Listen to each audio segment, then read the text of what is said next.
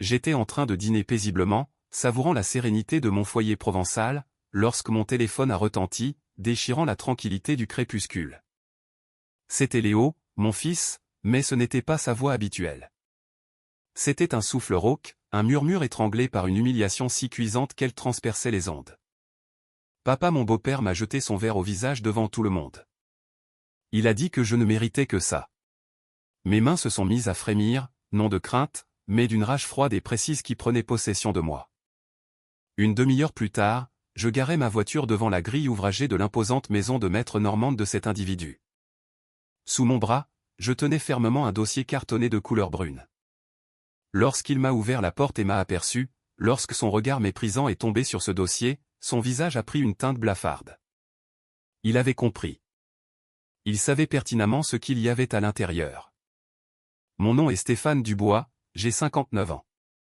Ma vie entière a été consacrée au travail honnête, à l'éducation de mon fils selon des principes moraux, lui inculquant que sa dignité était un trésor inaliénable. Et ce soir-là, un homme avait décidé de fouler aux pieds cette dignité devant une assemblée complice par son silence. Mais avant de vous narrer l'issue de cette confrontation, avant de vous dévoiler ce que contenait ce dossier capable de faire vaciller un homme si arrogant, permettez-moi de vous exprimer ma gratitude. Notre chaîne a récemment franchi le cap des 10 000 abonnés, ce qui prouve votre attachement à ces récits authentiques, à ces leçons que la vie nous impose. Ensemble, visons les 15 000. Si mon histoire fait écho en vous, si vous avez un jour ressenti cette colère sourde face à l'humiliation d'un proche, écrivez-moi en commentaire d'où vous me suivez. France, Belgique, Suisse, Canada. Je désire sentir que cette lutte est partagée. Et si vous appréciez ces histoires où la justice finit par s'imposer, même avec retard, montrez-le-moi avec un like. C'est un simple clic, mais pour moi, il signifie que je poursuis le bon chemin. Reprenons le fil de cette soirée. Mon regard était fixé sur mon téléphone. De l'autre côté, Léo sanglotait encore. Mon fils, mon unique enfant, cet homme que j'ai élevé pour qu'il soit fort, intègre, courageux, venait d'être publiquement anéanti. « Où te trouves-tu » ai-je demandé, en forçant ma voix à rester la plus posée possible. « Dans la voiture. » Je ne pouvais plus y rester, papa. Manon est encore là-bas, elle tente de calmer sa famille. J'ai dû fuir. Calme-toi, Léo. Écoute attentivement. Ne retourne pas là-bas cette nuit. Rentre chez toi.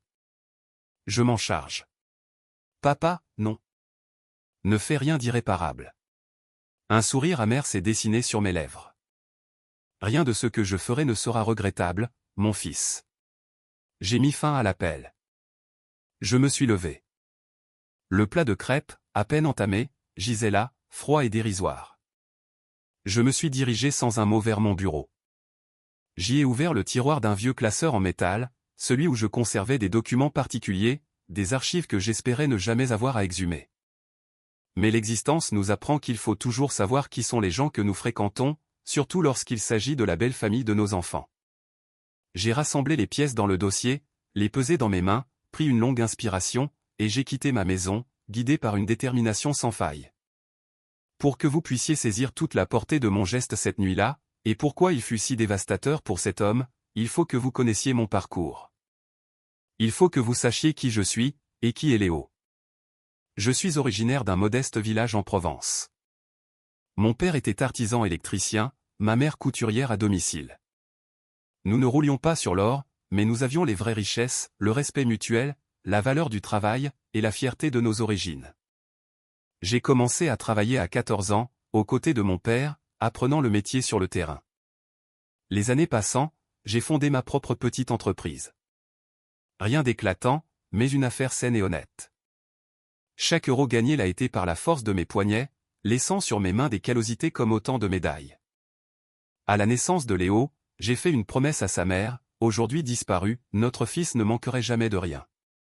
J'ai tenu parole. Léo a grandi en me voyant partir à l'aube et rentrer tard, les mains noircies par le labeur, mais la tête haute. Je lui ai appris que le travail n'avilit jamais, seul le mensonge, la malhonnêteté et la trahison sont déshonorants. Il a suivi des études d'ingénieur, non dans une institution privée prestigieuse, mais dans une excellente faculté publique. Il en est sorti diplômé avec les honneurs et a été embauché dans une société spécialisée en énergie renouvelable. Il ne brassait pas des millions, mais son salaire était plus que correct. Surtout, il s'épanouissait. J'étais fier, d'une fierté si intense qu'elle me mettait parfois les larmes aux yeux lorsque je le voyais, dans son costume, partir pour son bureau, un professionnel estimé. Et puis, il a rencontré Manon. C'était à Lyon, lors d'un séminaire professionnel. Elle travaillait pour le service de communication d'un grand groupe du même secteur. Elle était vive, charmante, cultivée. Et Léo en est tombé éperdument amoureux, avec cette passion entière qui caractérise les Dubois. Dès qu'il me l'a présenté, je l'ai adopté. Je l'ai reçu chez moi, lui ai cuisiné mon fameux bœuf bourguignon, la recette de ma grand-mère. Je lui ai sorti les albums photos de Léo bébé. Manon riait de bon cœur à chaque souvenir, me gratifiant d'accolades chaleureuses et m'appelant Stéphane comme si nous nous connaissions depuis toujours. Je me disais, voilà la femme idéale pour mon fils. C'est alors que j'ai fait la connaissance de son père, Jean Girard. L'homme s'est présenté chez moi vêtu d'un costume qui valait sans doute le double de ma vieille Citroën 2CV. Son regard a fait le tour de ma modeste demeure, un regard qui jauge, qui estime la valeur de chaque objet. Sa poignée de main fut molle et brève, comme s'il craignait la contagion de ma condition sociale. « Vous êtes donc le père de Léo » a-t-il lancé. Ce n'était pas une interrogation, mais une sentence. « Stéphane Dubois » ai-je répliqué, le ton ferme. « Électricien. » Et père fier de l'être. « Électricien » a-t-il murmuré, comme si le mot désignait une affliction. Sa femme, Monique, se montrait plus cordiale, mais il était évident qu'elle vivait sous sa coupe. Chaque tentative d'amabilité de sa part était tuée dans l'œuf par un simple regard de son mari. 6 mois plus tard, Léo et Manon annonçaient leur fiançailles. Mon cœur a exulté. Jean, lui, a esquissé ce sourire qui ne monte jamais jusqu'aux yeux. Les préparatifs du mariage furent une épreuve. Jean voulait tout financer. Nul besoin de votre contribution, Stéphane. Vos moyens, je le conçois, ne sauraient couvrir de telles folies. J'ai tenu bon pour payer ma part, la moitié des frais. C'était mon fils, après tout. Soit, a-t-il concédé d'un haussement d'épaule. Bien que je doute que votre portefeuille soit adapté au mariage que ma fille est en droit d'attendre. Je prenais sur moi, je souriais pour Léo et Manon, pour préserver leur bonheur, mais chaque remarque était une blessure. Léo compte rester dans ce petit gîte? Manon a d'autres standards. Cette Renault 4 est-elle bien sérieuse pour transporter ma fille? Vous devriez l'aider à s'offrir mieux, Stéphane. Ah, mais oui, j'oubliais. Nous passons nos étés sur la Côte d'Azur, c'est une tradition familiale. Et vous? Non. Ah, je vois. Chaque phrase, chaque sous-entendu, chaque regard de condescendance. Je subissais en silence, pour Léo. La cérémonie fut splendide. Léo était éblouissant, Manon d'une beauté à couper le souffle. Mon discours porta sur l'amour, le respect, et les fondations d'une vie à deux. Celui de Jean porta sur le statut social à maintenir, sur l'ambition, et sur la nécessité de s'assurer un avenir matériellement confortable. L'assistance a applaudi, mais j'avais décrypté le venin sous le vernis des mots. C'est alors que le calvaire a réellement débuté. Car la suite ne fut qu'une entreprise de démolition morale, visant à persuader mon fils de sa propre insignifiance. Au début, les pics étaient subtils, si subtils que Léo feignait de ne pas les voir. Mais moi, rien ne m'échappait. Manon, ma puce, tu es sûre pour ce gîte? Ton frère vient d'acquérir son second appartement en centre-ville. C'est juste que... Je pensais Léo plus ambitieux. Jean avait lâché cela lors d'un repas de famille. Léo, présent, avait forcé un sourire. Manon avait vite détourné la conversation. J'étais aussi de la partie. Jean insistait pour ses réunions familiales. En réalité, il voulait m'exhiber comme un trophée de sa supériorité sociale. Stéphane, toujours dans vos installations? C'est admirable cette persévérance, mais à votre âge, il faudrait songer à lever le pied, non? Laissez la place à la jeunesse, plus au fait des nouvelles technologies. J'ai souri. J'ai bu une gorgée d'eau. Je me maintiens en forme, Jean. L'honnêteté au travail, ça n'a pas d'âge. Certes, certes. Encore que, pour vous, prendre sa retraite doit revêtir un sens bien différent d'une autre. Il fut le seul à rire. Ces dîners devinrent une torture mensuelle. Une autre fois, Jean se lança dans un monologue sur ses placements financiers, ses fonds d'investissement, ses villas à l'étranger, sans jamais cesser de me fixer, comme pour s'assurer que je mesurais bien l'abîme qui nous séparait. Léo, tu devrais t'intéresser à ça. Un salaire ne suffit pas, si bon soit-il. Il faut que l'argent travaille pour toi. Mais c'est vrai que ce n'est sans doute pas une culture très répandue dans ta famille. Dans ma famille, les jeux coupés d'une voix posée mais tranchante, la culture est de gagner sa vie à la sueur de son front. Quelle poésie, a-t-il ironisé avec son rictus de prédateur. Dommage que la poésie ne règle pas les factures. Manon tentait de calmer le jeu, Monique changeait de sujet, mais Jean revenait sans cesse à la charge. Un dimanche, Léo est passé me voir. Nous partagions croissants et café, comme de coutume. Papa, est-ce que tu penses que je suis à la hauteur financièrement? J'ai eu le cœur serré. Léo, tu es ingénieur, tu as une situation stable, tu aimes ta femme et tu paies tes dettes. Pourquoi cette question? C'est Jean. Et parfois Manon qui laisse entendre que son frère réussit mieux, possède plus. Je fais de mon mieux, papa, mais pour eux, ce n'est jamais assez. Je lui ai mis la main sur l'épaule. Écoute-moi. Tu n'as pas à être assez pour eux. Tu dois l'être pour toi, et pour Manon. Et crois-moi, tu le es, et bien plus encore. Mais s'ils avaient raison, papa? Si je devais viser plus haut, si. Stop, les jeux interrompus. Ne laisse jamais cet homme instiller le doute en toi. Ta valeur ne se mesure pas à l'aune de ton relevé de compte. Mais j'ai vu dans son regard que le poison de Jean avait déjà commencé à agir. La situation a empiré avec la grossesse de Manon. Ce qui aurait dû être un pur bonheur est devenu un nouveau terrain de jeu pour Jean. Je vais être grand-père, a-t-il claironné au dîner suivant, s'attribuant presque la paternité de l'événement. J'ai déjà pris rendez-vous avec le meilleur gynécologue privé de la région, j'ai mes entrées dans les meilleures maternités. Manon, ma chérie, ne t'inquiète de rien, papa gère. Léo a tenté de protester. Jean, nous avons une excellente couverture santé. Le suivi à l'hôpital public sera parfait. Jean l'a balayé d'un revers de main. Léo, il est hors de question de lésiner sur les moyens quand il s'agit de ma fille et de mon petit-fils. Monique, prends contact avec le docteur Salazar et trouve une diététicienne privée pour Manon. Jean, ce n'est vraiment pas la peine. Au contraire. Il faut bien que quelqu'un veille à ce que mon petit-fils ait ce qu'il y a de mieux, puisque toi. La phrase est restée en suspens, plus blessante encore. J'assistais à la scène, impuissant, voyant mon fils se ratatiner un peu plus à chaque mot. Ce soir-là, en rentrant, j'ai appelé Léo. Fils, il faut que ça cesse. Cet homme te détruit. Il fait ça par amour pour Manon, papa, il veut le meilleur pour elle. Non, Léo. Il fait ça parce qu'il jubile de te rabaisser. La nuance est de taille. Un long silence. Laisse-moi du temps, papa. Je vais en discuter avec Manon. Mais le temps n'a fait qu'aggraver la situation. Jean a commencé à proposer son aide, un prêt pour rénover le gîte, un cadeau pour une voiture plus familiale. Chaque aide était une chaîne de plus à la dignité de Léo. Et Léo, par amour, pour ne pas paraître inférieur, a commencé à céder.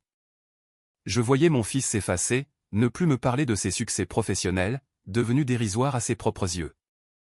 Il a espacé ses invitations, pour m'épargner les humiliations de Jean. Mon propre fils me protégeait, alors que mon rôle était de le protéger. Puis l'anniversaire de Manon est arrivé. Jean a organisé un dîner en petit comité. La famille proche, et quelques amis influents. J'étais convié, non par désir de ma présence, mais parce que mon absence aurait été trop remarquée. Cette nuit-là, la digue allait céder. Car l'acte de Jean a dépassé l'entendement, et ma patience a atteint sa limite. Sa maison de maître en Normandie était une vitrine de sa richesse. Froide, ostentatoire, impersonnelle. Je suis arrivé avec un bouquet pour Manon et une bonne bouteille de vin. Pas un grand cru, mais un vin de qualité. Jean a toisé la bouteille d'un air dédaigneux. Charmante attention, Stéphane. On la mettra avec les autres. Le mot autre était lourd de sous-entendu. Une vingtaine d'invités étaient là, famille, amis des Girard, relations d'affaires. Léo et Manon étaient au centre de l'attention, elle resplendissante, lui en costume, mais visiblement tendue. Le repas a commencé dans une ambiance feutrée. Plat raffiné, grand cru, pas ma bouteille, et évidemment, conversation mondaine. J'écoutais en silence, n'ayant rien à dire sur les yachts ou les villas sur la Côte d'Azur. Vint le moment des discours. Jean s'est levé, verre en main. Le silence s'est fait. Mes chers amis, ma famille. Nous célébrons ce soir ma princesse, Manon. 30 ans de fierté, de succès, 30 ans à être la fille rêvée. Il a regardé Manon avec un amour paternel indéniable. C'était peut-être la seule chose de sincère en lui. Nous célébrons aussi son mariage avec Léo. Une année déjà. Il marqua une pause. Une année d'adaptation, d'apprentissage. Une année pour comprendre ce que c'est que de rejoindre notre famille. Son intonation m'a alerté. Léo s'est montré un élève appliqué. Il apprend les codes du monde réel, comment on bâtit une existence solide, comment on assure un train de vie digne des Girard. Léo s'est contracté. Manon lui a pressé la main. Évidemment, nous avons tous des origines diverses. Certains ont bâti des empires. D'autres? Eh bien, d'autres viennent de milieux plus modestes. Ce qui n'est pas un drame en soi.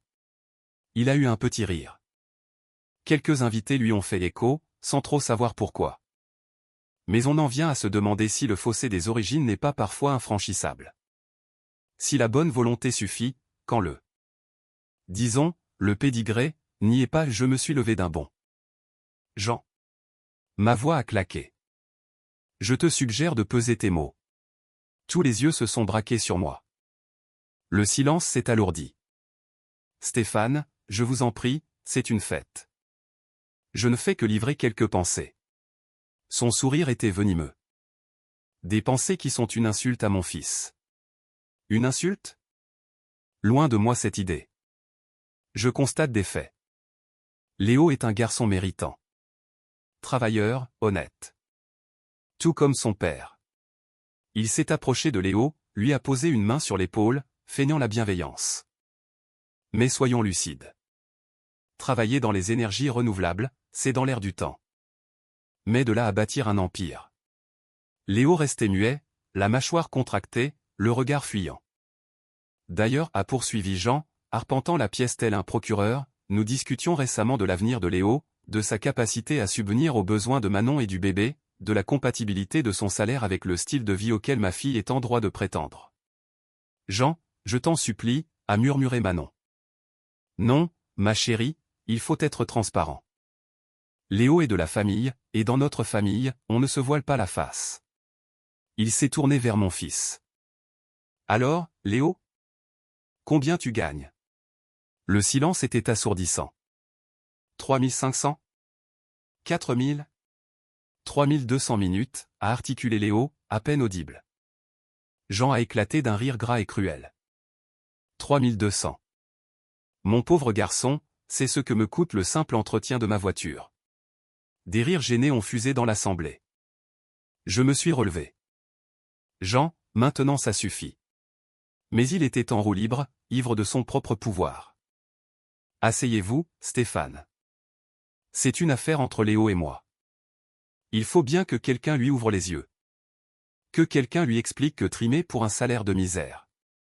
Papa, arrête. Manon s'est levée, en larmes.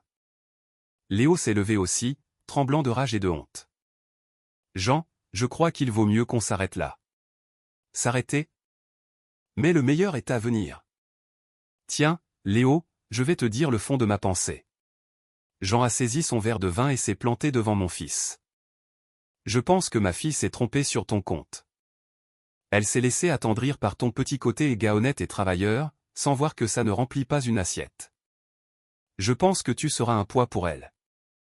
Et je pense, il a brandi son verre, que voilà ce que tu mérites, toi qui n'es pas à la hauteur.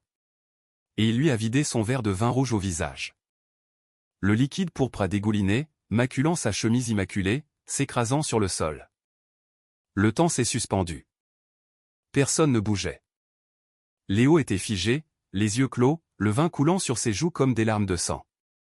Voilà, a conclu Jean, un sourire triomphant aux lèvres. C'est le tarif quand on veut jouer dans la cour des grands. Manon a poussé un cri. Monique a perdu connaissance. Les invités chuchotaient, horrifiés. Et Léo, mon fils, mon unique fils, a ouvert les yeux, m'a jeté un regard de détresse absolue, et s'est enfui. Je me suis précipité à sa suite. Jean m'a hurlé quelque chose, mais je n'ai pas écouté. Je l'ai retrouvé dans sa voiture, en pleurs, le front appuyé sur le volant.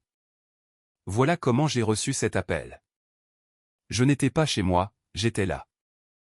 J'avais tout vu. Et à cet instant, j'ai su ce qu'il me restait à faire. J'ai aidé Léo à s'éponger, je lui ai donné ma veste, je l'ai pris dans mes bras alors qu'il sanglotait sur le parking. Papa, je ne me suis jamais senti aussi nul, aussi insignifiant. Écoute-moi, Léo. Tu n'es ni l'un ni l'autre. Cet homme est un pervers qui se nourrit de l'humiliation des autres. Mais le jeu est terminé. Tu m'entends? Terminé. Qu'est-ce que tu vas faire? Mon regard s'est porté sur la maison illuminée, où le spectacle de la déchéance de mon fils avait eu lieu. Je vais faire ce que j'aurais dû faire depuis longtemps. Je vais lui apprendre qu'on ne touche pas à un Dubois impunément. Papa, pas de violence. Il n'en vaut pas la peine. Je veux juste rentrer. Je ne lèverai pas la main sur lui, c'est promis. Mais je le frapperai là où il est le plus vulnérable. Léo m'a regardé, sans comprendre. Je lui ai dit de rentrer, de se reposer, de retrouver Manon. Elle l'a rejoint en courant quelques minutes plus tard, éplorée, confuse. Je suis resté là, à attendre. Que les invités s'en aillent, que la maison se calme, que le moment soit propice. Mais je devais d'abord passer chez moi. L'arme dont j'avais besoin ne se trouvait pas sur moi.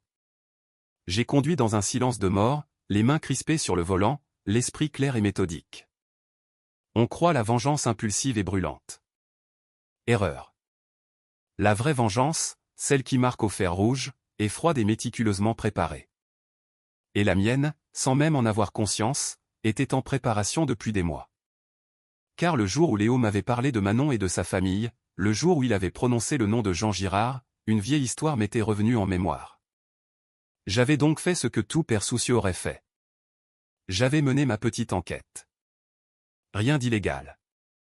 J'avais juste fouillé, questionné, consulté des archives, lu de vieux journaux, et les pièces du puzzle s'étaient assemblées. Car Jean Girard, le grand magnate, avait un passé. Et je le connaissais. Arrivé chez moi, je suis allé à mon bureau. J'ai ouvert le 3e tiroir du classeur. Dossier Girard, informations pertinentes. Tout y était. Photos, documents, articles, témoignages. La véritable jeunesse de l'Empire Girard. Pas celle qu'il servait dans les dîners mondains. Jean se présentait comme un self-made man. Pur mensonge.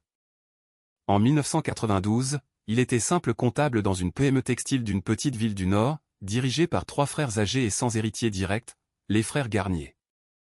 Il lui accordait une confiance absolue. En 1994, les 3 frères décèdent dans un accident de voiture. Étrangement, Jean se retrouve bénéficiaire de 60% de la société, grâce à un testament modifié peu de temps auparavant. La famille éloignée a crié à la manipulation, a tenté une action en justice. Mais Jean avait les meilleurs avocats. L'affaire s'est soldée par un arrangement financier. La famille a touché une misère, Jean a hérité de l'entreprise, qu'il a revendue à prix d'or en 1998 pour se lancer dans l'immobilier. Légalement, rien à dire. Mais j'avais les dépositions des membres de la famille flouées. J'avais des témoignages d'anciens salariés. J'avais des traces de courriels où Jean pressait les frères de modifier leur testament. J'avais même la confession posthume d'un notaire, qui, sur son lit de mort, avait avoué à ses enfants avoir été contraint d'antidater des documents. Une information que sa famille n'avait jamais exploitée, jusqu'à ce que je tombe dessus. Il n'y avait pas de quoi l'envoyer en prison. Il y avait prescription. Mais il y avait de quoi pulvériser sa réputation. De quoi révéler au grand jour que le respectable Jean Girard, le philanthrope, avait bâti sa fortune sur la spoliation de 3 vieillards. J'ai glissé tous les documents dans le dossier. Ceci est pour toi, Léo, ai-je pensé.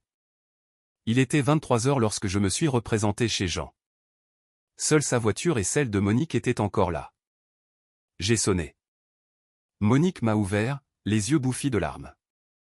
Stéphane. Pardonnez-nous. Ce que Jean a fait est monstrueux. Je dois parler à votre mari. Il a bu. Il est dans son bureau. S'il vous plaît, revenez demain. Quand il sera à jeun. C'est maintenant, Monique. Mon ton ne souffrait aucune réplique. Elle s'est effacée. J'ai traversé le grand salon, lieu du crime. Des taches de vin souillaient encore le tapis d'Aubusson. La porte du bureau était entr'ouverte. Jean était là, dans son fauteuil club, un verre de whisky à la main, un sourire suffisant aux lèvres. Il était fier de son coup. J'ai frappé et je suis entré. Il s'est retourné. Son sourire s'est accentué. Stéphane. Encore vous. Vous venez m'insulter? Me traiter de tous les noms? Inutile, Monique s'en est déjà chargée. Je ne suis pas venu pour ça. Pour me frapper, alors? Allons, vous êtes trop bien élevé. C'était un sarcasme. J'ai posé le dossier sur le bureau. Le bruit mat a attiré son attention. Qu'est-ce que c'est? Ouvrez. Je n'ai pas de temps à perdre avec. Ouvrez. Ma voix était si glaciale qu'elle l'a figé. Pour la première fois, j'ai décelé une lueur d'inquiétude dans son regard. Il a posé son verre et a ouvert le dossier. À la lecture de la première page, son visage s'est décomposé. Le sourire a fait place à une grimace, le teint allé à une pâleur mortelle.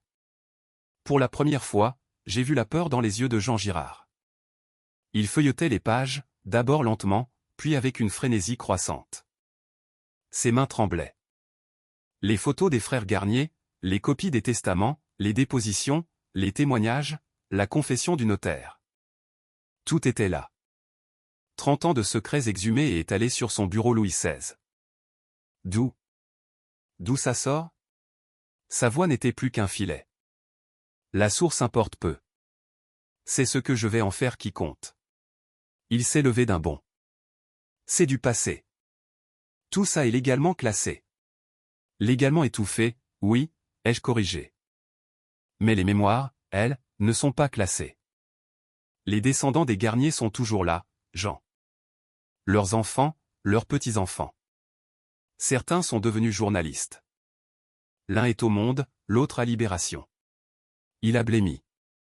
Imaginez l'effet d'une telle histoire, étayée par toutes ces preuves. Le grand Jean Girard, le philanthrope, qui a construit son empire sur la dépouille de 3 vieillards. Je n'ai rien volé. C'était légal. Mais ce n'était pas moral. Et aux yeux de l'opinion publique, Jean, c'est tout ce qui compte. Il s'est effondré dans son fauteuil. Je le voyais enfin pour ce qu'il était, un vieil homme terrorisé, dont la seule richesse était une réputation bâtie sur le mensonge. Que voulez-vous? De l'argent? J'ai eu un rire sans joie. L'argent? Vous croyez vraiment qu'il s'agit d'argent? Vous venez de souiller l'honneur de mon fils. Vous l'avez traité comme un moins que rien. Et vous me parlez d'argent? Alors quoi? Je me suis penché vers lui. Je veux que vous ressentiez ce qu'il a ressenti. Je veux que vous sachiez ce que c'est que d'être à la merci de quelqu'un de plus fort que vous. Stéphane, je vous en supplie. Demain, 10 heures. Vous appelez Léo. Vous vous excusez. Platement. Sincèrement. Humblement. Vous reconnaîtrez votre cruauté, votre injustice. Devant Monique et Manon. D'accord. Je l'appellerai. Ce n'est pas tout. J'ai levé un doigt. 2. Vous appellerez un par un chaque invité de ce soir. Et vous leur direz que vous avez été un salaud, que Léo est un homme respectable, et que vous regrettez votre comportement abject. Il a dégluti. Stéphane. 3. Plus jamais. Vous entendez? Plus jamais un seul mot de mépris envers Léo, son travail, sa situation. Vous le traiterez avec le respect dû au mari de votre fille et au père de votre petit-fils. D'accord.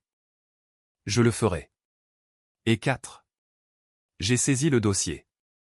Au moindre écart, à la moindre nouvelle humiliation, ce dossier est transmis à la presse. Le Monde, Libération, Le Figaro, Les Échos. Ils se régaleront. Vous ne pouvez pas faire ça. Je le peux. Et je le ferai. Car moi, je protège ma famille. Je ne la détruis pas pour flatter mon ego. Il a enfoui son visage dans ses mains et s'est mis à pleurer. Des larmes de peur et de honte. Monique est entrée à cet instant. Que se passe-t-il? Votre mari et moi venons de trouver un terrain d'entente. N'est-ce pas, Jean? Il a acquiescé sans relever la tête. Demain, à 10 heures, Jean présentera ses excuses à Léo. Puis il les réitérera auprès de chaque invité. Ensuite, nos familles vivront en paix. C'est bien compris. Monique m'a regardé, a regardé son mari, et à ma grande surprise, elle a opiné. C'est juste. Monique, a-t-il protesté? Non, Jean. Stéphane a raison. Ton comportement a été indigne. Ce garçon ne t'a rien fait, sinon aimer notre fille. Et toi, tu l'as anéanti. Tu m'as fait honte, Jean. Pour la première fois depuis des années, sans doute, Monique lui tenait tête. Je me suis dirigé vers la sortie. Stéphane. Sa voix m'a arrêté. Comment? Comment avez-vous su? Je me suis retourné. Le jour où mon fils m'a parlé de votre fille, j'ai fait ce que tout père aurait fait. Je me suis renseigné. Et j'ai découvert que l'homme qui méprisait mon fils était un imposteur. Je ne suis pas un imposteur. J'ai bâti un empire. Bâti sur un mensonge. Et ce mensonge, Jean, c'est votre épée de Damoclès. Ne l'oubliez jamais quand vous regarderez Léo.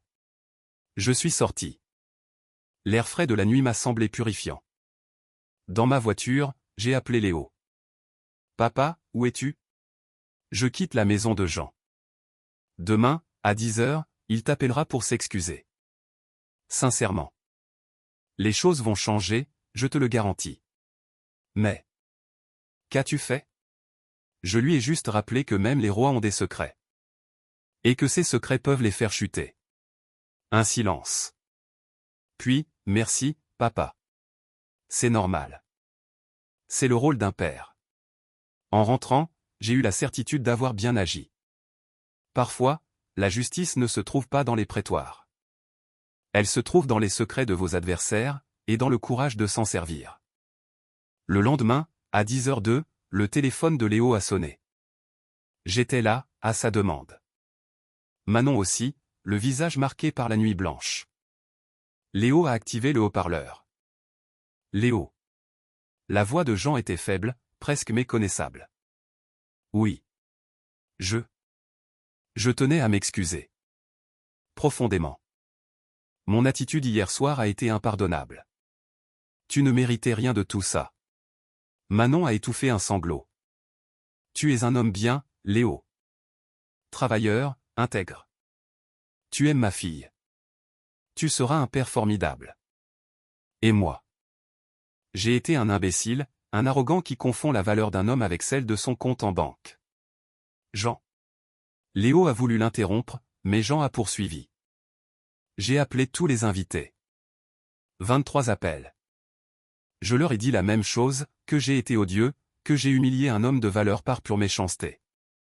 Que l'alcool n'excuse rien. Et que s'ils tiennent à mon amitié, ils doivent savoir la vérité, que tu vaux 1000 fois mieux que moi. Léo a craqué.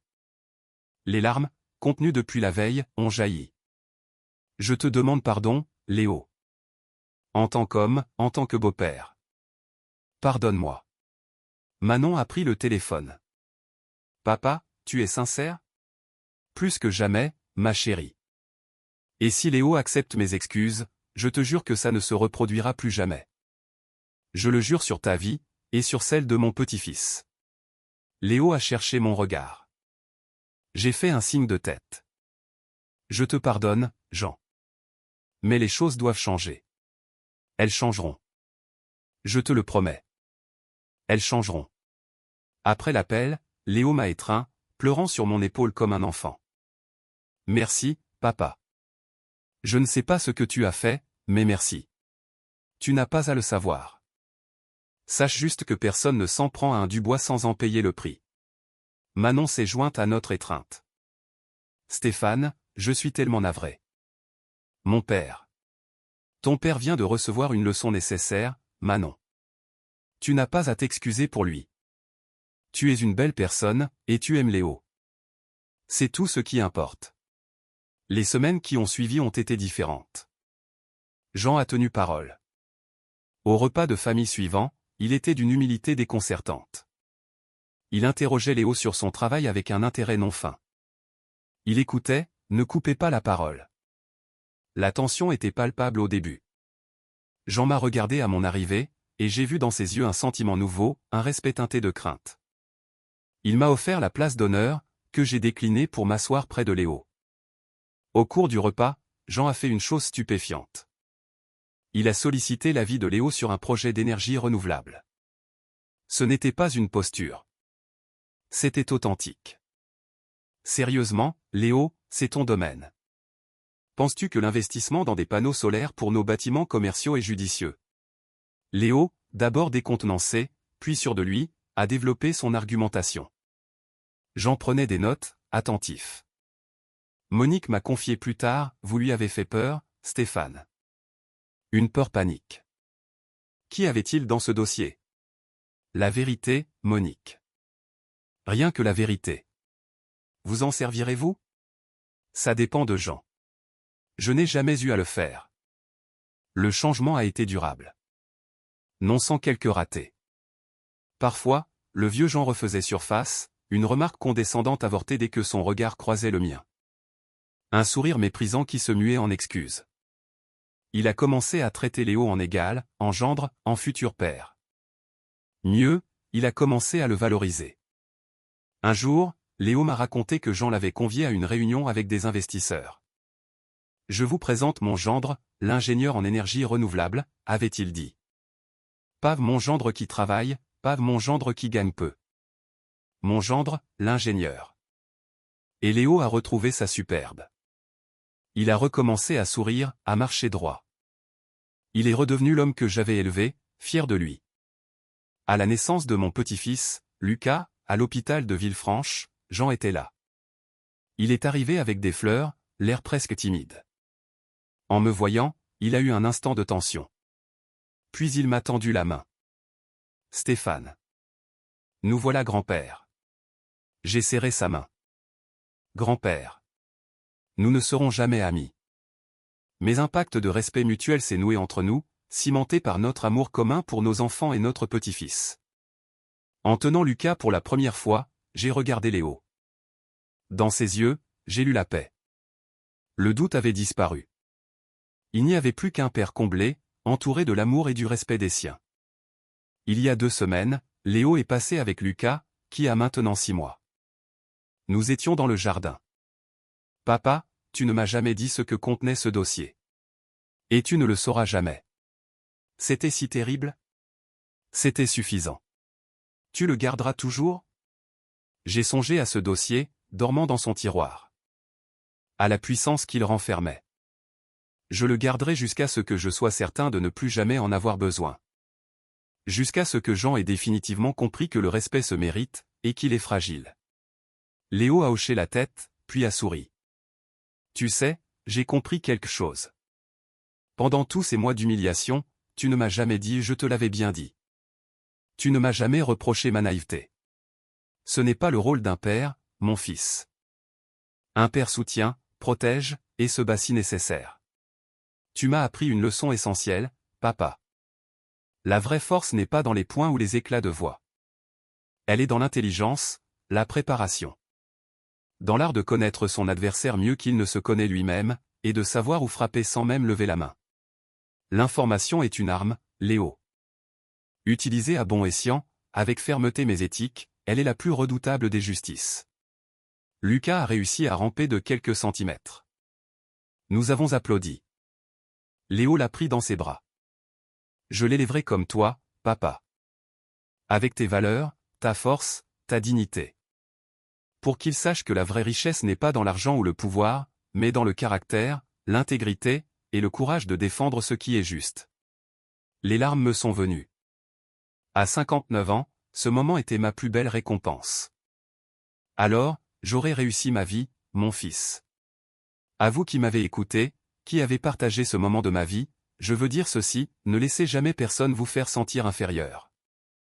Votre valeur ne se mesure pas à vos possessions, mais à votre caractère, votre honnêteté, votre capacité à aimer et à défendre ceux que vous aimez. Et si on vous attaque, si on humilie vos proches, souvenez-vous de cette histoire. Tout le monde a des secrets, des failles. Et parfois, la meilleure des vengeances n'est pas la violence, mais la simple démonstration que vous connaissez la vérité. Le dossier est toujours là. 3e tiroir. Il n'en sortira probablement jamais. Jean le sait. Il sait qu'un simple appel suffirait à détruire sa réputation. Et cette connaissance suffit à le maintenir dans le droit chemin. À lui rappeler chaque jour que le respect, ça se donne pour se recevoir. Si cette histoire a trouvé un écho en vous, laissez-moi un commentaire. Racontez-moi votre histoire. J'ai besoin de savoir que nous sommes nombreux à croire que la dignité n'a pas de prix. Et si ce n'est pas déjà fait, abonnez-vous. Aidons-nous à atteindre les 15 000. Car ces histoires, celles des gens ordinaires qui triomphent de l'injustice par l'intelligence, méritent d'être partagées. Je m'appelle Stéphane Dubois. J'ai 59 ans. Je suis électricien, père et grand-père. Et je suis l'homme qui a prouvé à un tyran que les rois les plus puissants ont des pieds d'argile, et qu'il suffit parfois d'un simple miroir pour les faire s'effondrer. À la prochaine histoire.